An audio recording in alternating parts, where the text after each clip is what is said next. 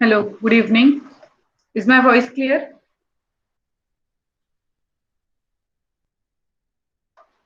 Yes, please write in the chat box. Is my voice clear?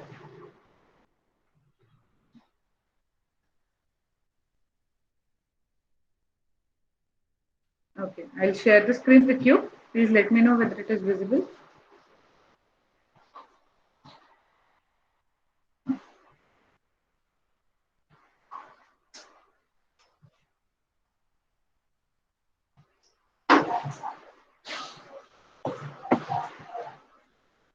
Okay, is the screen visible?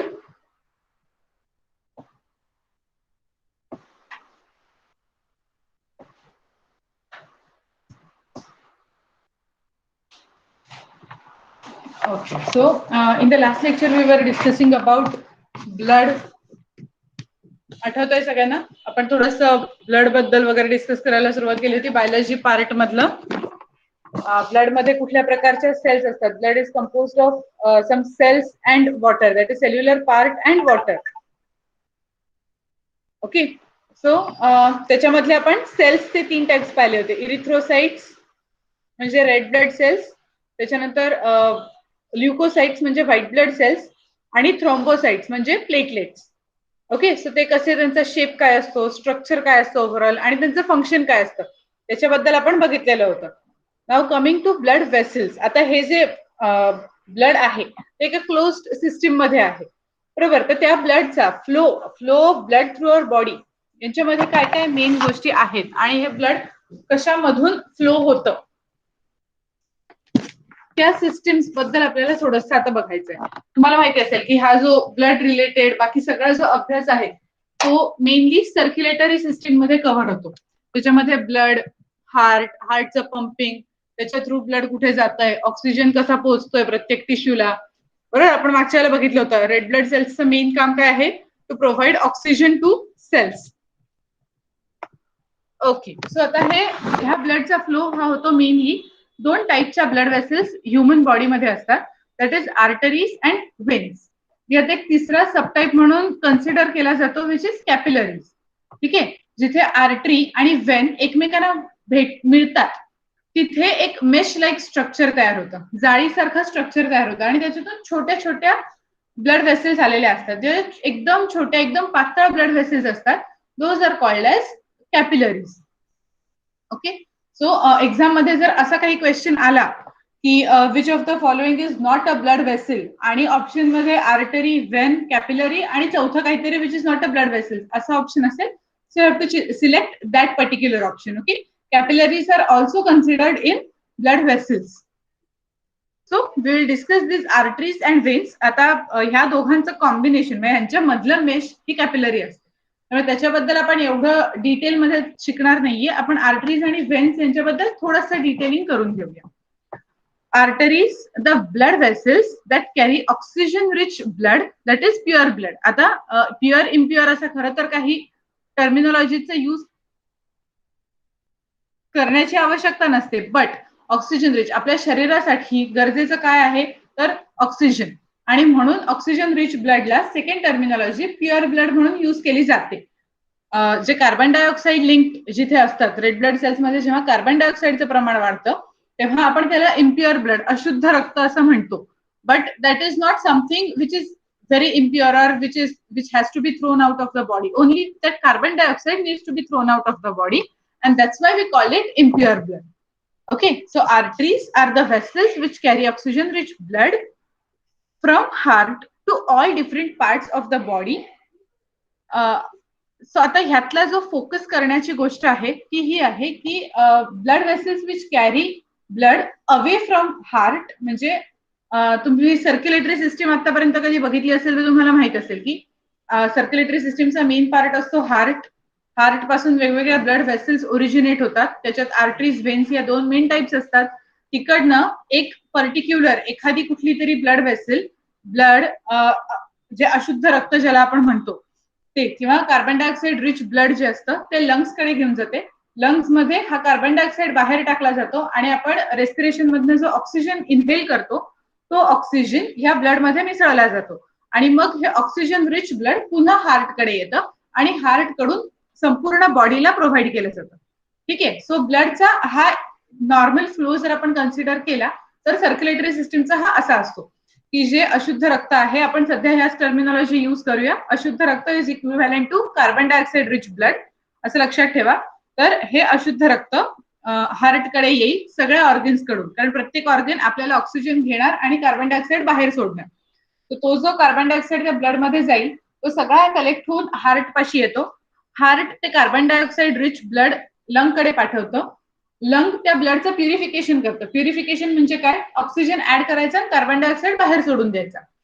ते जे oxygen lung मध्ये add होईल ते असं oxygen मिश्रित ब्लड परत हार्टकडे येतं आणि हार्ट मधून बाकी सगळ्या ऑर्गन्सकडे डिस्ट्रीब्यूट होतं. ओके, हा पाथ क्लिअर झाला. ओव्हरऑल व्ह्यू साठी एक जनरल इन्फॉर्मेशन म्हणून हा पाथ खूप गरजेचा आहे. ह्याच्यावर डायरेक्ट एक्झाम मध्ये तुम्हाला काही प्रश्न येणार नाही, बट इन जनरल आपल्याला माहिती असायला हवा, आपल्या शरीराचा एक पार्ट आहे म्हणून. तर ह्यामध्ये आर्टरीजची डेफिनेशन एकदम correct, scientific biologically correct definition आपण काय करतो तर आपण बऱ्याचदा एक शाळेच्या एज पर्यंत आपल्याला असं डेफिनेशन असते की arteries are the blood vessels which carry oxygen rich blood. Okay, that is sufficient for that age, but scientifically or biologically correct definition will be as blood vessels that carry the blood away from heart. Okay, ज्या heart पासून blood दुसरीकडे नेतात त्या arteries आहेत. Okay, ही जास्ती proper definition आहे, but in general आपण दोन्ही टर्मिनॉलॉजीज ह्याच्यामध्ये यूज करू शकतो की arteries are the blood vessels which carry pure blood, second which carry blood away from heart. ठीक आहे. सो हे तुमच्या नोट्स मध्ये लिहून ठेवा की artery equivalent to pure blood आणि दुसरा पॉइंट असा की which carry blood away from heart. Next, हा पुन्हा एक एमसीक्यू साठी खूप महत्वाचा प्रश्न आहे. Arteries usually have thick vessels or thick walls because of having high blood pressure. आता आपल्याला माहिती आहे की आर्टरी मधलं ब्लड प्रेशर हे जास्ती असतं. मेनली हार्ट कडून ऑर्गन कडे पोहोचायचं आहे, बरोबर, ते ब्लड. सो जेव्हा प्रेशर जास्ती असेल तेव्हाच ते ब्लड पोहोचू शकेल, कारण अँटीग्रॅव्हिटी ब्रेन पर्यंत सप्लाय करायचा असतो. त्यामुळे आर्टरीच्या वॉल जे असतात ते जाड असतात. का? तर हे प्रेशर बेअर केलं पाहिजे ना, नाही तर ते फुटून जातील. म्हणून हाय ब्लड प्रेशर पण जे रिस्की आहे ते का, तर त्या वॉल्सवर प्रेशर येतं. Next, all types of arteries transport oxygen rich blood from heart to different parts of the body except pulmonary artery. ही गोष्ट पुन्हा आपल्याला लक्षात ठेवायची. This except pulmonary artery is an important thing. How? तर पल्मनरी याचा जो अर्थ आहे, आता पल्मनरी आर्टरी किंवा पल्मनरी वेन या दोन एक्सेप्शन्स आहेत. ओके, पल्मनरी आर्टरी म्हणजे कुठली की जी डिऑक्सिजनेटेड ब्लड म्हणजे अशुद्ध रक्त जे आपण म्हणू, जे हार्ट कडून लंग्स कडे नेण्याचं काम आहे ते करणारी जी ब्लड वेसल आहे ना, ती पल्मनरी आर्टरी असते. आणि म्हणून मी असं सांगितलं की सायंटिफिकली करेक्ट डेफिनेशन आपली आर्टरीची अशी होते, blood vessel which carries blood away from heart. आता पल्मनरी आर्टरीचं सुद्धा काम हेच आहे की ती हार्ट कडून, हार्ट पासून ब्लड बाहेर नेते, right. So it carries blood away from heart, but the blood is now here deoxygenated or impure. Okay, so pulmonary artery is an exception. It is the only artery which carries deoxygenated blood. So write this down also in your notebook की pulmonary artery हे exception आहे जे deoxygenated blood carry करेल. बाकीच्या सगळ्या arteries oxygenated blood carry करतात. Pulmonary artery carries carbon dioxide rich blood from heart to the lung for the oxygenation purpose. Next, the tiny network of blood vessels are known as capillaries. Capillaries are very thin structure. जे मी म्हणलं होतं की 3 types मध्ये आपण वेगळी divide करू शकतो, artery, Wien आणि तिसरा टाइप येईल आपला फक्त capillary.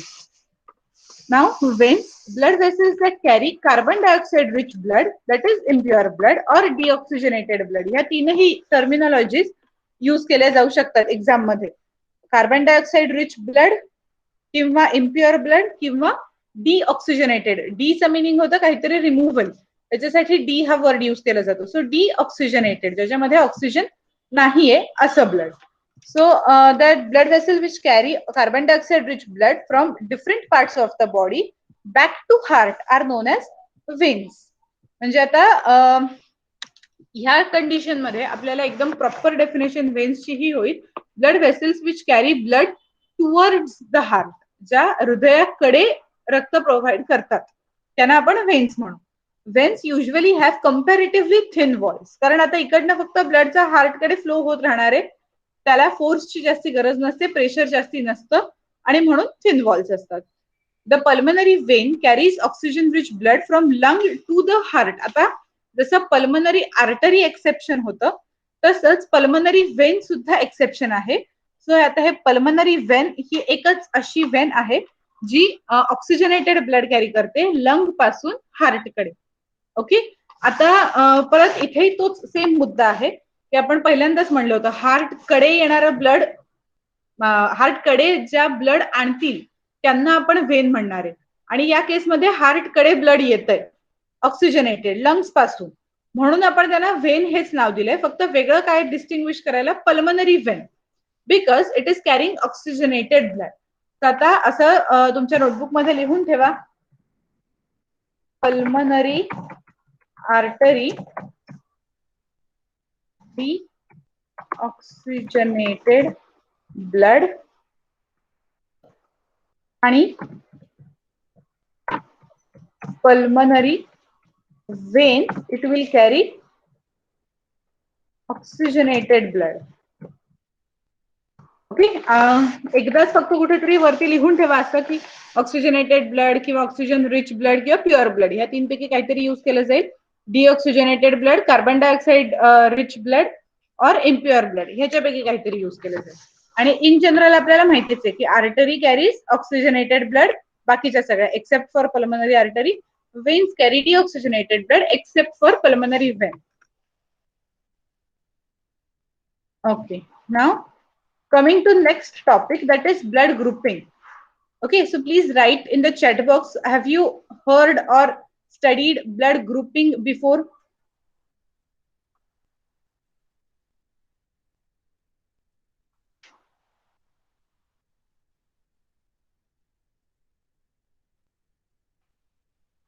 Yes, please write in the chat box. आधी कधी ब्लड ग्रुपिंग असं काही शिकला आहात?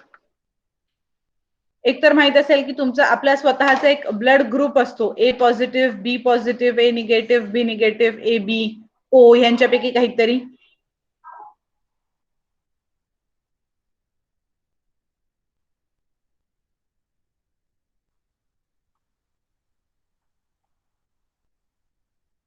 ओके, सो आता हे का आपल्याला गरजेचं आहे त्याच्याबद्दल एक थोडंसं सांगते, एक्झाम पॉइंट ऑफ व्ह्यूनी सुद्धा आणि इन जनरल सुद्धा. ब्लड ग्रुपिंग शिकणं का गरजेचं आहे, तर प्रत्येक माणसाचा ग्रुप हा काही ना काहीतरी वेगळा असतो. एखाद्याचा ए, एखाद्याचा बी, ओ किंवा ए बी, हे मेन 4 ब्लड ग्रुप्स आहेत. ठीक आहे, त्याच्यामध्ये सुद्धा व्हेरिएशन कशी होतात, ए प्लस, बी प्लस किंवा A minus, that is A negative, B negative.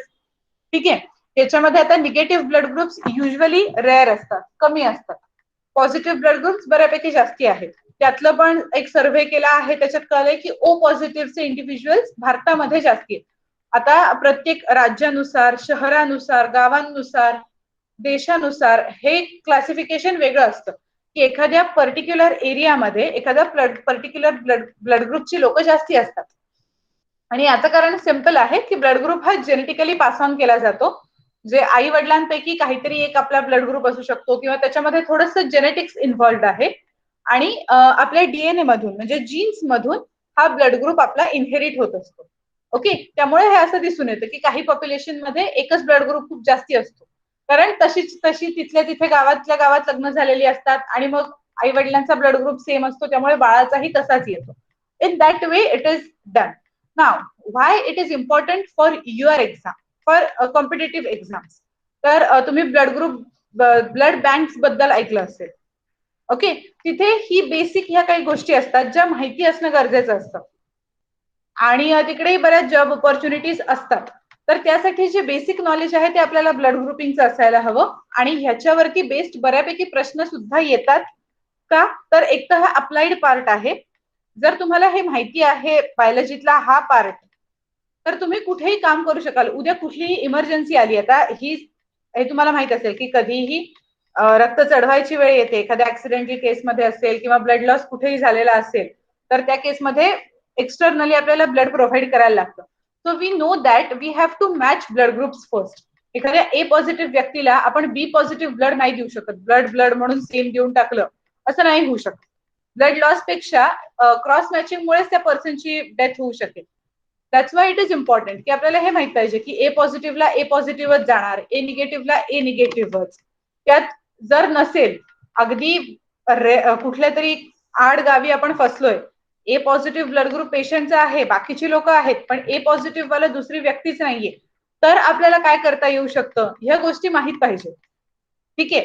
So साध्या आपल्या नॉर्मल लाईफ मध्ये सुद्धा आणि एक्झाम पॉईंट ऑफ व्ह्यू सुद्धा ते हा विचार करतात की याच्यावरचा क्वेश्चन जर आन्सर करता येतो ह्या मुलाला, तर उद्या कुठल्या तरी क्रिटिकल सिच्युएशन मध्ये आपण त्याचं इम्प्लिकेशन करू शकू. That's why this topic is important. फक्त एक्झाम पॉईंट ऑफ व्ह्यू असं नका बघू, आपल्या नॉर्मल रुटीन लाईफ साठी सुद्धा एकदा नीट लक्ष देऊन शिकून घ्या. So, based on the presence and absence of antibodies, the blood is classified into different groups. Further, while classification, the presence and absence of inherited, आता inherited म्हणजे आई वडिलांकडून आलेलं, जेनेटिकली पास ऑन झालेलं असं जे काही कॅरेक्टर असतं, we call that character as inherited. Antigenic substances also considered. So आता antibodies आणि अँटीजेन्स ह्या दोन मधली ही इंटरॅक्शन असते. इथे आता तुम्ही बघू शकता एका पिक्चर मध्ये की मेन कोणत्या ब्लड ग्रुप्स आपल्याला माहित असायला हवे. A positive, B positive, A B positive, O positive और ह्याच सगळ्या लेटर्स बरोबर negative. The types of blood groups are inherited and represent contributions from both father and mother. मी जसं मगाशी म्हणलं तुम्हाला की हे जनरेशन वाईज पास ऑन होत जातं. सो आपला ब्लड ग्रुप आई वडिलांपैकी आयदर कोणाचा तरी सिमिलर असू शकतो, किंवा कधी कधी असंही होतं की आईचा ब्लड ग्रुप ए आहे, वडिलांचा बी आहे, पण बाळाचा मात्र ओ आहे. त्याचा एक स्पेसिफिक इनहेरिटन्स पॅटर्न असतो आणि त्याच्यावरनं आपल्याला बऱ्याच गोष्टी की ते जीन्स मधून कसं ट्रॅव्हल झालंय हे कळ. ठीक आहे, तेवढा काही डिटेल्ड अभ्यास आपल्याला करण्याची गरज नाही, बट बाकीची माहिती थोडी सुपरफिशियल तरी आपल्याला हवी आहे ब्लड ग्रुपिंग बद्दल. तर आता आपण ब्लड ग्रुप सिस्टीम ज्या ह्या ए पॉझिटिव्ह, निगेटिव्ह हे जे काही दिसतंय, तर दोन मेन ब्लड ग्रुप सिस्टीम सध्या उपयोगात आणल्या जातात, वापरल्या जातात. कधीही ब्लड ट्रान्सफ्युजनची वेळ आली तर तेव्हा ह्या गोष्टी चेक केल्या जातात. एबीओ सिस्टीम ही एक आहे, एबीओ ब्लड ग्रुप सिस्टीम. त्याच्यामध्ये ब्लड ग्रुप आपण 4 टाईप मध्ये क्लासिफाय करतो, ए, बी, ए बी आणि ओ, म्हणून त्याचं नाव आहे ABO blood group system. Second system is RH system. Okay, आता आरएच का, तर जे आपण मगाशी बघितलं की इनहेरिटेड अँटीजेन्स असतात, तर त्यांच्यापैकी एक अँटीजन आहे ज्याचं नाव आहे आरएच अँटीजन. तर हा अँटीजन पहिल्यांदा रिसिस नावाच्या मंकी मध्ये सापडला होता. एका माकडामध्ये हा अँटीजन सापडला आणि त्याच्यामध्ये सापडला म्हणून त्याला आरएच नाव दिलं.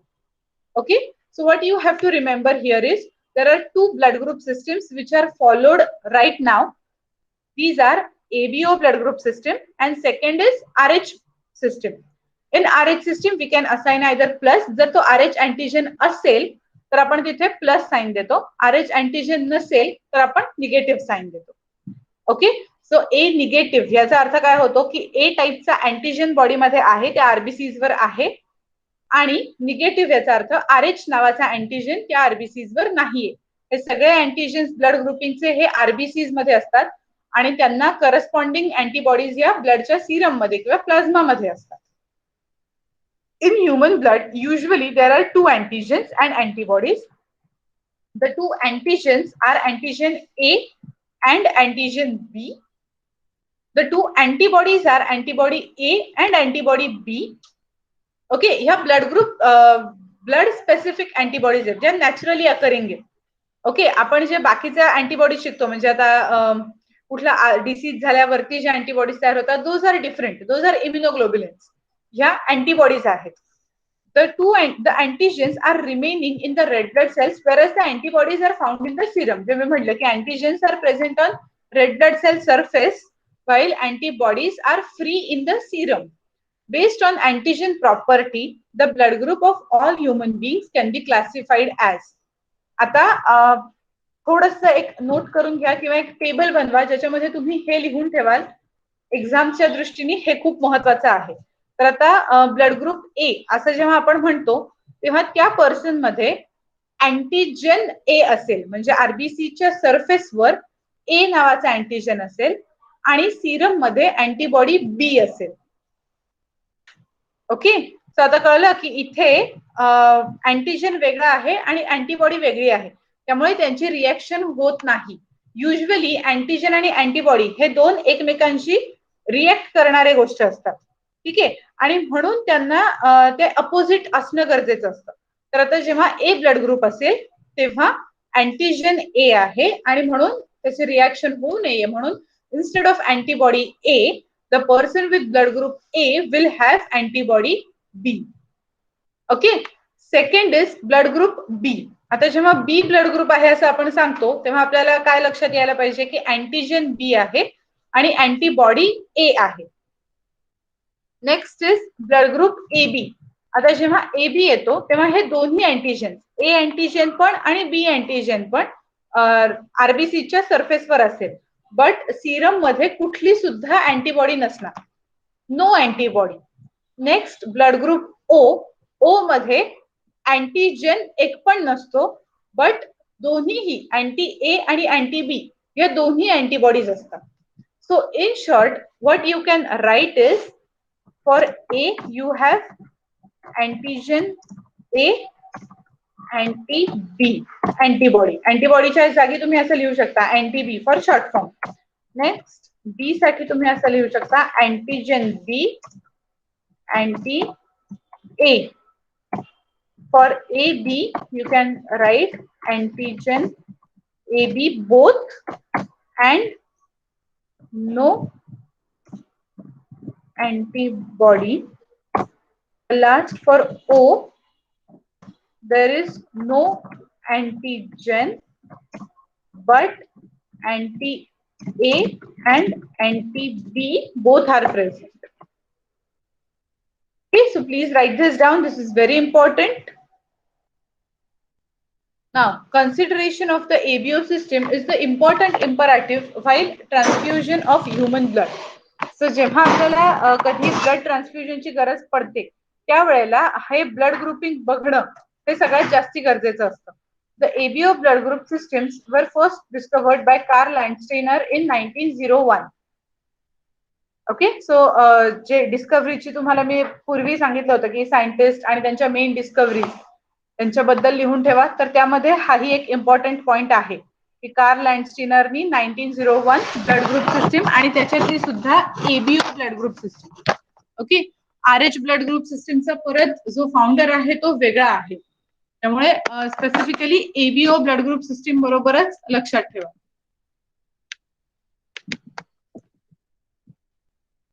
Now we are going to study next blood group system, but before that please answer this question की आता एखाद्या पर्सनचा ब्लड ग्रुप आहे O, तर त्याच्यामध्ये कुठल्या अँटीबॉडीज असतील जरा चॅट बॉक्स मध्ये लिहून सांगा बरं मला.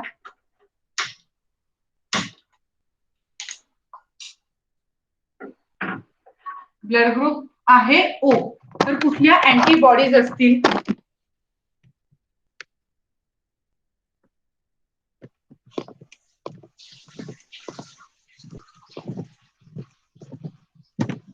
Yes, please write your answer in the chat box. पर्सनचा ब्लड ग्रुप आहे O, अकॉर्डिंगली त्या पर्सन मध्ये कुठल्या अँटीबॉडीज असतील.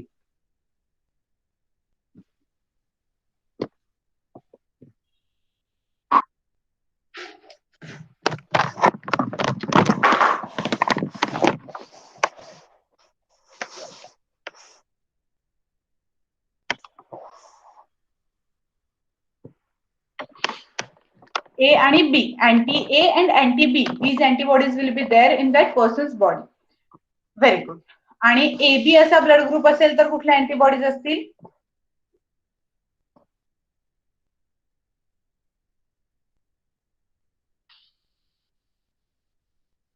Suppose the blood group of a person is AB, then which antibodies will be there in that person's body?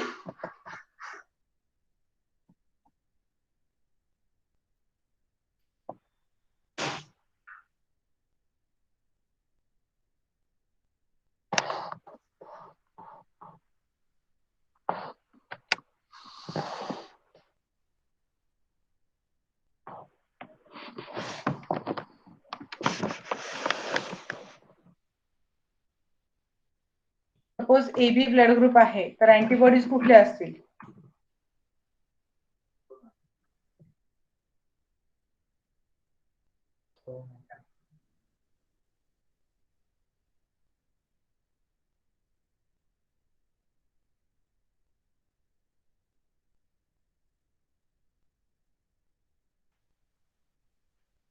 Yes, will there be any antibodies or no?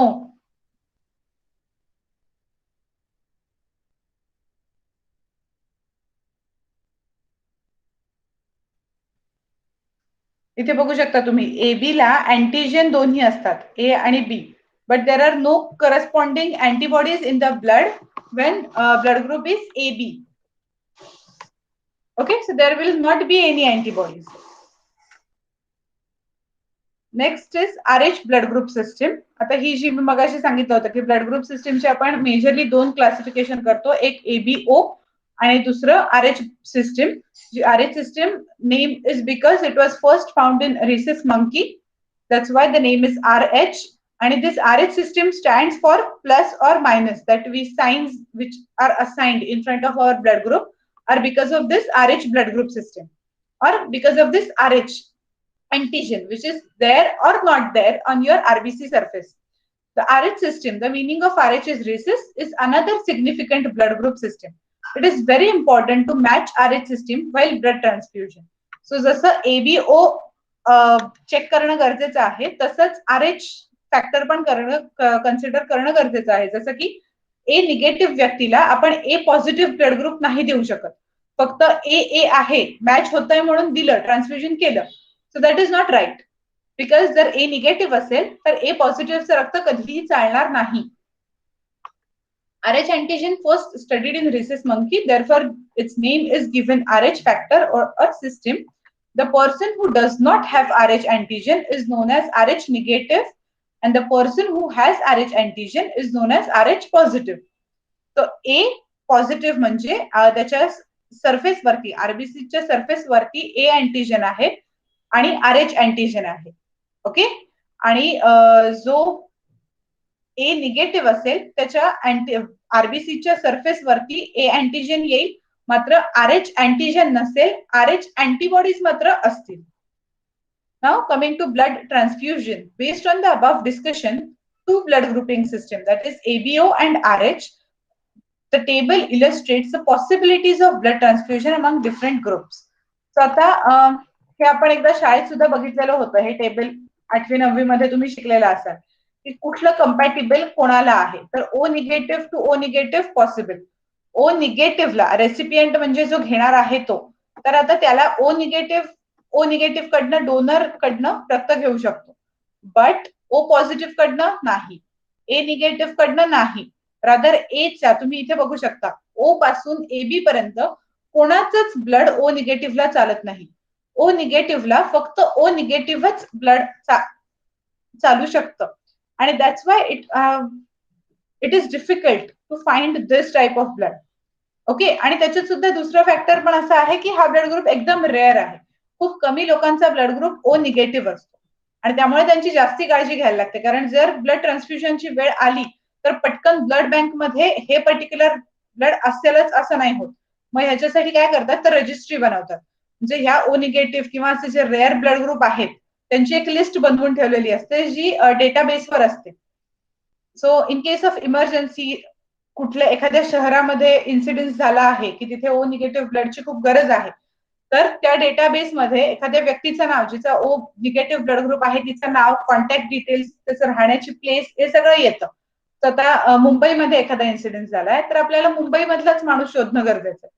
दिल्लीमध्ये एखादा O negative person आहे आणि आपल्याला तो माहितीये, तर it is not of use, right. तर त्या रजिस्ट्री मधनं आपल्याला हे सगळा डेटा मिळतो की आता मुंबईमध्ये आसपास कोण असेल की जो O निगेटिव्ह आहे, मग त्याचं एज काय आहे ते सुद्धा त्या डेटाबेसमध्ये फीड केलेलं असतं, जेंडर काय आहे, अशा सगळ्या गोष्टी फीड केलेल्या असतात, जेणेकरून आपण त्या व्यक्तीला कॉल करू शकतो आणि त्याच्याकडनं ब्लड मागवू शकतो. मेनली या रेअर ब्लड ग्रुपच्या रजिस्ट्रीज असतात. Second is O positive. O positive can receive blood from O negative and O positive, but it cannot receive blood from any other of A, B or AB. त्यामुळे आता पुन्हा असं बघू शकता तुम्ही की पॉझिटिव्हला निगेटिव्ह कडनं ब्लड आलेलं चालू शकतं. ठीक आहे, हे एक लक्षात ठेवा की ब्लड ग्रुप समज पॉझिटिव्ह असेल तर निगेटिव्ह कडनं आपण घेऊ शकतो. पॉझिटिव्ह टू पॉझिटिव्ह हे ideal situation.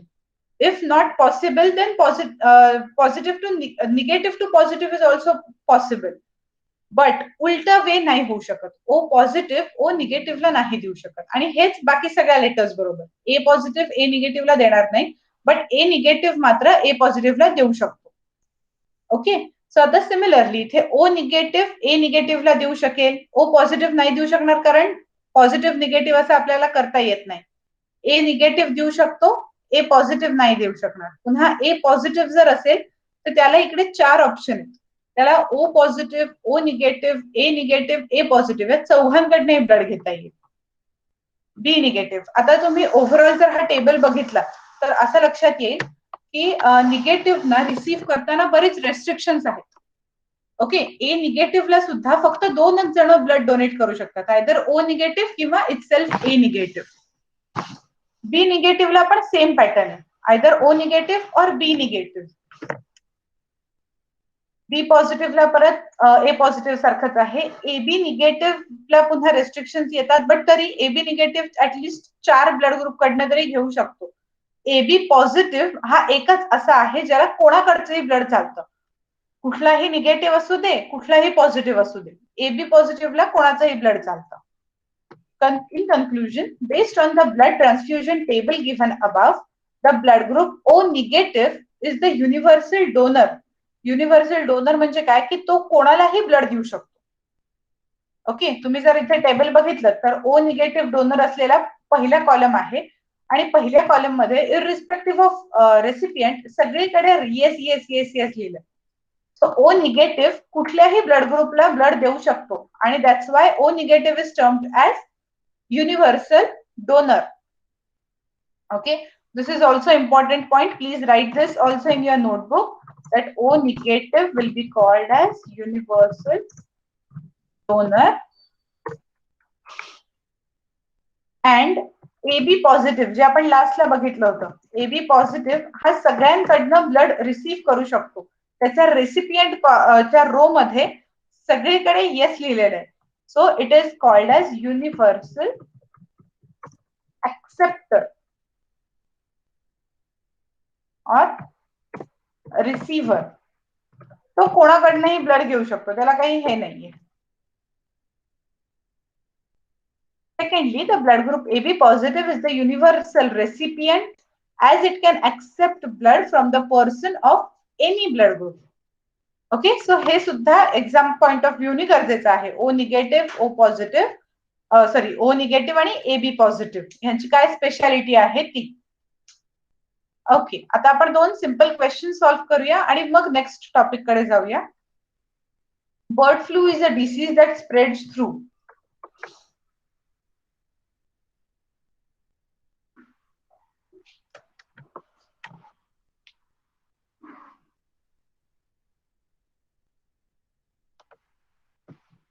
Yes, please write answer correct. Poultry. Which among the following vitamins passes out through urine?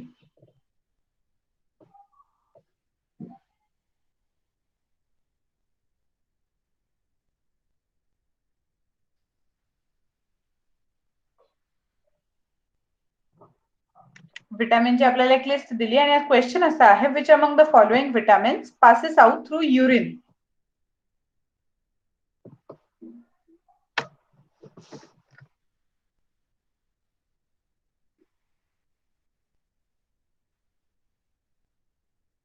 Okay, बाकी कोणाचं?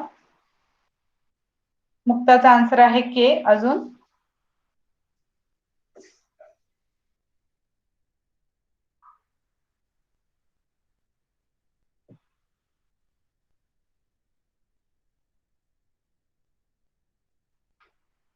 Yes Tanushree, Sania, Neha, what are your answers?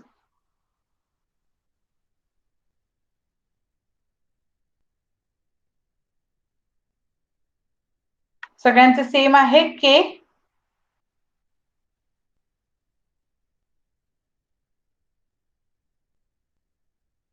Okay. कोण सांगेल की के का रिझन काय तुम्हाला के का वाटतंय?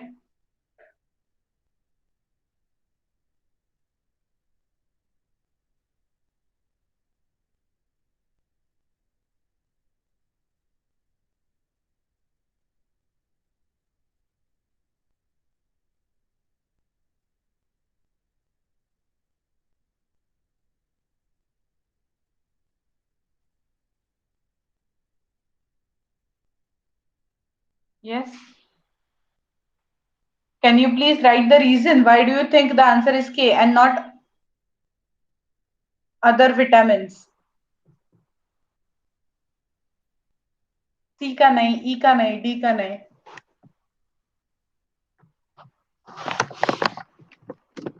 आपण विटॅमिन्सची लिस्ट एकदम सुरुवातीला केलेली होती.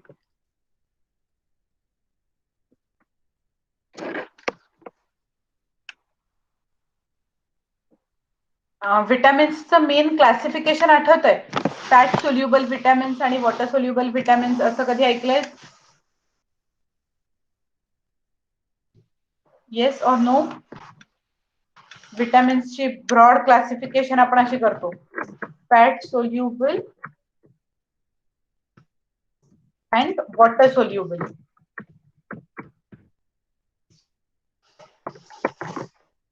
है ना? तर लिस्ट माहिती आहे विटॅमिन्सची? कुठली लिस्ट आपण फॅट सोल्युबल, कुठली विटॅमिन्स आपण फॅट सोल्युबल मध्ये टाकतो?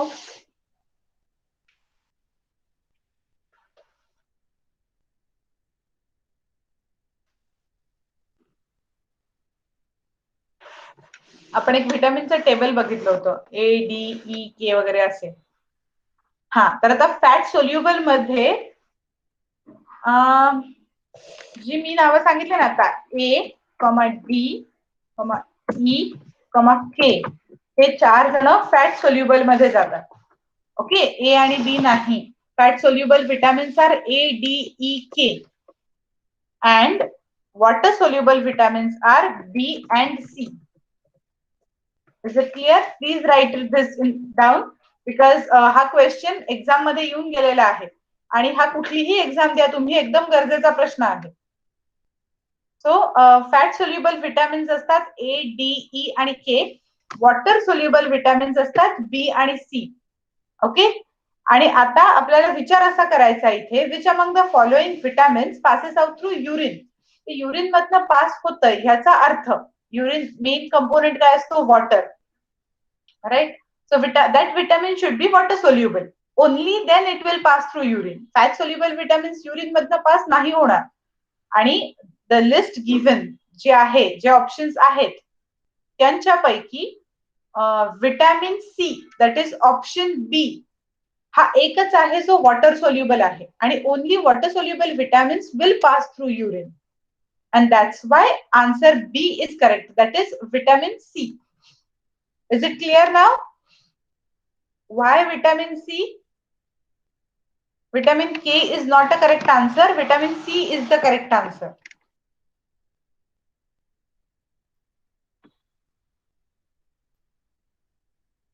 Is it clear? Very good. Yeah. त्याच्यामुळे एक असाही मुद्दा असतो की शरीरामध्ये जशी विटॅमिन्सची कमतरता भरपूर वेळा आपण ऐकतोच की विटॅमिनची कमतरता आहे म्हणून विटॅमिनच्या गोळ्या चालू आहेत. बट जशी कमतरता असते तसा एक्सेस ऑफ विटॅमिन्स पण होतं, म्हणजे विटॅमिन्सची अमाऊंट शरीरात जास्ती सुद्धा होते कधी कधी. ओके, आणि ती जास्ती जेव्हा होते ती सुद्धा अपायकारक असते, त्याने सुद्धा काही काही आजार होतात. बट वॉटर सोल्युबल विटॅमिन्सची कधीच एक्सेस होत नाहीत बॉडीमध्ये. का? तर जर त्यांची अमाऊंट वाढली तर ती युरिन मधून पास आउट केली जाऊ शकते, त्याच्यामध्ये काही प्रॉब्लेम नसतो. फॅट सोल्युबल विटॅमिन्स बरोबर ए डी ई के बरोबर हा मेनली प्रॉब्लेम असतो की ते शरीरात जास्ती राहू शकतात. ओके, आणि त्यांचा काहीतरी त्यांच्यामुळे आजार होऊ शकतो. बट वॉटर सोल्युबल विटॅमिन्स बरोबर बी आणि सी बरोबर मेनली ह्या गोष्टी होत नाहीत, कारण जर एक्सेस झालंय असं वाटलं तर ते युरिन मधून पास आउट होऊ शकतं. Okay, so which of the following vitamins cannot have their excess amount in human body? असा क्वेश्चन आला. आता मुद्दे आपल्याला फक्त एकदम बेसिक 3च लक्षात ठेवायचे. फॅट सोल्युबल विटॅमिन्स कुठले, वॉटर सोल्युबल विटॅमिन्स कुठले, युरिन मधनं कुठले पास होऊ शकतील, कोण बॉडीमध्ये एक्सेस होऊ शकतील. एवढे छोटे 3 गोष्टी आहेत ज्या लक्षात ठेवायच्या. त्या 3 गोष्टीवरच अनेक ट्विस्ट अँड टर्न घेऊन प्रश्न विचारले जाऊ शकतात एक्झाम मध्ये. त्यामुळे त्या पॉइंट ऑफ व्ह्यूनी आपल्याला बघायचंय की जर तुम्हाला हे समजलंय fat soluble vitamin, water soluble vitamin कुठली आहेत, हा थोडासा मेमरायझेशनचा पार्ट आहे. त्याच्यानंतरच्या पुढच्या 2 गोष्टी मी सांगितल्या की कुठलं एक्सेस होऊ शकेल किंवा कुठली एक्सेस होऊ शकणार नाही. Vitamins that can be pass through urine, can not be pass through urine, हा सगळा लॉजिकल विचार आहे. ओके, सो नाव हे संपलेलं आहे. आता सेकंड एक पार्ट आपल्याला कव्हर करायचा आहे. 2 मिनिट द्या फक्त मला.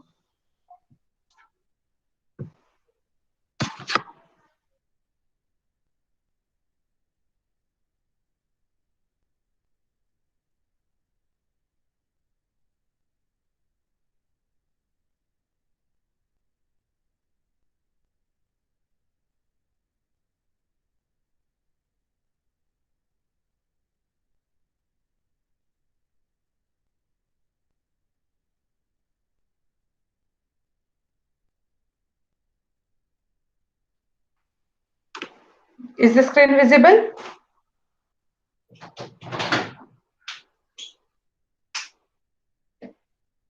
Okay. So we are going to start with the next topic, that is natural resources. The resources which are available on the earth and the energy being received from the sun are essential to meet the basic necessities of all life forms on the earth. The biotic component incorporates all living of the biosphere. General जे natural resources आहेत, these are divided in 2 groups, biotic and abiotic components. त्यातले जे living organisms असतील त्या सगळ्यांना आपण Biotique component म्हणून consider करतो. For example human being, animals, plants, micro organisms, हे सगळे बायोटिक कंपोनेंट मध्ये इन्क्लुडेड आहेत. The abiotic component incorporates air, water and soil of the biosphere. Okay, जे non-living components आहेत, those are all included under abiotic. Biogeochemical cycles. Biogeochemical cycles explain a constant interaction between biotic and abiotic components of the biosphere. म्हणजे काय की आता एखादी ecosystem जी आहे तर ती फक्त बायोटिक कंपोनेंट्स वरच चालू आहे, काहीही अबायोटिक नाहीये, फक्त सगळ्या लिव्हिंग थिंग्स आहेत. They won't survive unless and until there is some abiotic component, right? If there is air, then only we can breathe, we can take up that non-living oxygen in our body and we can survive. Same is with plants. They can take up carbon dioxide from the air, which is non-living thing. They can take up nutrients from the soil, which is non-living thing. We all live with the help of water. Water is non-living thing. So biotic and abiotic components are constantly interacting together, and this interaction is helpful for the survival of environment or survival of ecosystem. The biogeochemical cycles are a dynamic phenomena that is always changing, something which is always changing, that helps to maintain the stability of the ecosystem. The biotic and interactions between biotic and abiotic components are essential to maintain stability. That means that to have it going is completed only with the help of this interaction or these cycles. आता suppose असं झालं की complete air depletion झालं, there is no oxygen, there is no gas there in the air. Okay, how will living things survive then? Right? जर living थिंग्सचं survival आहे म्हणून तिकडे air मध्ये ऑक्सिजन आणि कार्बन डायऑक्साईडचं अल्टरनेटिव्ह सायकल्स चालू आहेत. माणूस कार्बन डायऑक्साईड ब्रीथ आउट करतोय, plants carbon dioxide breathe in करतायत, म्हणून ह्या सगळ्या इंटरॅक्शन चालू आहेत. The significant biogeochemical cycles are water cycle, carbon cycle, nitrogen cycle and oxygen cycle. जे आपण शाळेपासून शिकतो, ह्या मेन 4 सायकल्स आहेत. ठीक आहे, ज्यांचा खूप मोठा इम्पॅक्ट आहे आपली इकोसिस्टम बॅलन्स्ड राहण्यावर. फक्त आता असं झालंय की बिकॉज ऑफ एक्सेसिव्ह पोल्युशन ह्या सायकल्सच डिस्टर्ब झाल्या. Let's discuss each of them in brief. We'll start with water cycle, जे आपल्याला एकदम बेसिक लहानपणापासून कायमच असते. The whole process starting from the water evaporation, rainfall to flowing back into the sea via rivers is known as the water cycle. Right, आपण हे बघितलेलं आहे सगळे प्रोसेस वॉटर सायकलची. इव्हॅपोरेशन होतं, त्याचे वर जाऊन ढग बनतील, मग त्याच्यानंतर ट्रान्सपिरेशन आणि त्याच्यानंतर त्यामधून रेनफॉल होईल. रेनफॉलमुळे पाण्याच्या फॉर्म मध्ये हे सगळे वॉटर वेपर्स जमिनीवर येतील आणि पुन्हा त्यांचं इव्हॅपोरेशन होईल. So these all processes are linked and that's why we call it as water cycle. It is cycling, right. ते एकाच ठिकाणी कुठेतरी स्टॅग्नंट नाही होत, ते तिकडून फिरत राहतं कायम. As shown in the image given above, water cycle is a complex phenomenon. During the process of water cycle, it helps ecosystem by maintaining its balance. Water cycle helps in making new fertile soil, increasing the fertility of soil, providing nutrition to biotic components in different ecological regions, etc. Next is carbon cycle. Carbon is found on the earth in various forms. आपण बघू शकतो की carbon वेगवेगळ्या forms मध्ये, आपण केमिस्ट्रीमध्ये शिकलो होतो की त्यांची फक्त बॉन्ड्सची अरेंजमेंट बदलली तर त्याच कार्बनचा कोल सुद्धा होतो आणि त्याच कार्बनचा डायमंड सुद्धा होतो. So diamond and graphite in solid form, in combined state, that is carbon dioxide, which is a gas. Carbon is the most essential element for the photosynthesis. He carbon cycle आहे की carbon atmosphere मधनं solid form मध्ये जातोय. Organic compound म्हणजे जसं की glucose आहे, तर ह्या फॉर्म मध्ये तो प्लांट्स मध्ये आहे, त्याच्यानंतर तो तिकडनं अॅनिमल्स मध्ये जाईल आणि पुन्हा अॅनिमल्स मधनं CO2 ब्रीद आउट प्रोसेस मध्ये CO2 ऍटमॉस्फिअर मध्ये जाईल. The process of photosynthesis converts CO2, which is present in the atmosphere or dissolved in the water, into glucose molecules. So तो ऍटमॉस्फिअर मधला गेशियस फॉर्म मधला कार्बन जो असतो त्याला सॉलिड फॉर्म मध्ये, ऑर्गॅनिक कंपाऊंडच्या फॉर्म मध्ये आणण्याचं काम हे प्लांट्स थ्रू केलं जातं. The glucose provides energy to living things that involves the process of respiration. In the process of respiration, oxygen may or may not be used to convert glucose back into carbon dioxide. Lastly, the carbon dioxide goes back into the atmosphere. So हे आपल्याला माहिती आहे की carbon dioxide usually ही phase असतात. Atmosphere मधला plants मध्ये जाणार, plants मधनं अॅनिमल्स मध्ये जाणार, अॅनिमल्स मधनं पुन्हा ऍटमॉस्फिअर मध्ये जाणार. Next is nitrogen cycle. About 78% part of our atmosphere is shared by nitrogen alone. Nitrogen is a part of many molecules which are essential for the life. Nitrogen is mainly a part of nucleic acids, that is DNA, RNA, and it is main part of proteins. There are very few varieties of bacteria that help in nitrogen fixing. तर आपण जेव्हा uses of microbes शिकलो होतो तेव्हा आपण हे बघितलं होतं की नायट्रोजन फिक्सिंग बॅक्टेरिया असतात, म्हणजे जे ऍटमॉस्फेरिक नायट्रोजन, जो नायट्रोजन गॅस आहे त्याचं कन्व्हर्जन प्लांट्सला युजफुल नायट्रोजन मध्ये करू शकतात. So those bacteria are mainly azotobacter, आठवत आहे की नावावर रायझोबियम, त्यातले पण असं आपण एक अजून पार्ट केला होता फ्री लिव्हिंग आणि सिम्बायोटिक असोसिएशन मध्ये. त्यातला रायझोबियम जो असतो तो सिम्बायोटिक असोसिएशन मध्ये असतो, म्हणजे लेग्युमिनस प्लांट बरोबर फक्त तो राहू शकतो. आणि अझोटोबॅक्टर विच इज फ्री लिव्हिंग, जो मातीत असाच असतो आणि तो नायट्रोजन फिक्स करतो. These special bacteria convert comparatively inert nitrogen molecules into nitrates and nitrites, essential for the life in direct or indirect way. This is about nitrogen cycle. The nitrogen fixing bacteria are largely found in roots of legumes. So this category of bacteria is known as nitrogen fixers, and the example of nitrogen fixers is rhizobium. Oxygen cycle. In the total constituents of our atmosphere, about 21% is shared by oxygen. It is also found in Earth's crust. It is an essential component of most of the biological molecules, including carbohydrates. आता oxygen, hydrogen आणि carbon या तीन अशा गोष्टी आहेत ज्या कुठल्याही बायोमॉलिक्युल मध्ये आहेत. कार्बोहायड्रेट, प्रोटीन, फॅट्स आणि न्यूक्लिक ऍसिड्स हे चार मेन बायोमॉलिक्युल्स ऍनिमल्स मध्ये असतात आणि त्यांच्यापैकी नायट्रोजन हा आपल्या प्रोटीन्स मध्ये आणि न्यूक्लिक ऍसिड मध्ये असतो. कार्बन, हायड्रोजन आणि ऑक्सिजन हे तिघ असे आहेत की जे सगळ्यांमध्ये प्रेझेंट असतात. So oxygen present in the atmosphere is used especially up in the three of the following processes, that is combustion, respiration, and formation of oxides of nitrogen. So these are the processes in which oxygen is used, and this is oxygen cycle. A reverse of carbon dioxide cycle can also be stated here. Oxygen is returned back to the atmosphere by the process of photosynthesis. Right, plants carbon dioxide consume करतात आणि oxygen give out करतात. आपल्याला oxygen pure form मध्ये air मध्ये मिळण्याचा biological source हा फक्त plants आहे. There is no other any living creature on the earth which gives out oxygen except then plants. आणि म्हणून सगळीकडे हे जास्ती सांगितलं जातं की का आपल्याला प्लांट्स गरजेचे आहेत, मोर नंबर्स का हवाय आपल्याला.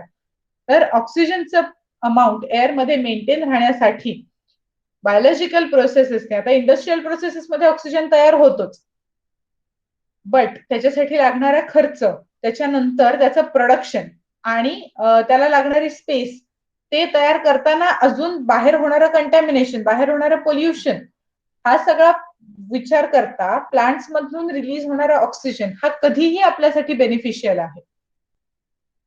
ओके, आत्ताच आपण बघितलेलं असेल कोरोना क्रायसिस मध्ये ऑक्सिजनची कमतरता निर्माण झाली होती का, तर तो इंडस्ट्रियल ऑक्सिजन तितक्या प्रमाणात बनतच नव्हता. Now imagine a situation where we have not planted any trees, सगळे झाडं वगैरे कापून टाकली आहेत, जंगलं तोडून टाकली आहेत, आणि आता नॅचरल ऑक्सिजन हा एअर मध्ये नाहीच आहे. How will human being survive? Right, that is the question. आणि म्हणून आता ही सगळी जनजागृती सुरू झाली आहे की भरपूर झाडं लावणं गरजेचं आहे. का, तर आपल्यालाच ऑक्सिजन हवाय, त्यांचं बिचारांचं काहीच नाहीये. Oxygen is lifeline of most of the organisms found on earth, but for some bacteria it is poisonous. आपण जेव्हा बॅक्टेरियाचं क्लासिफिकेशन बघितलं होतं, at that time we have seen this, that there is a classification of bacteria as aerobic bacteria and anaerobic bacteria. In case of aerobes, oxygen is required for their growth and reproduction.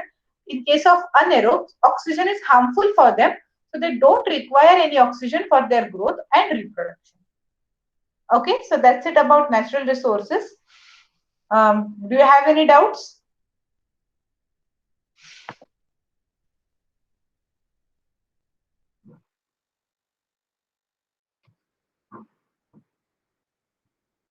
Okay, so thank you and bye.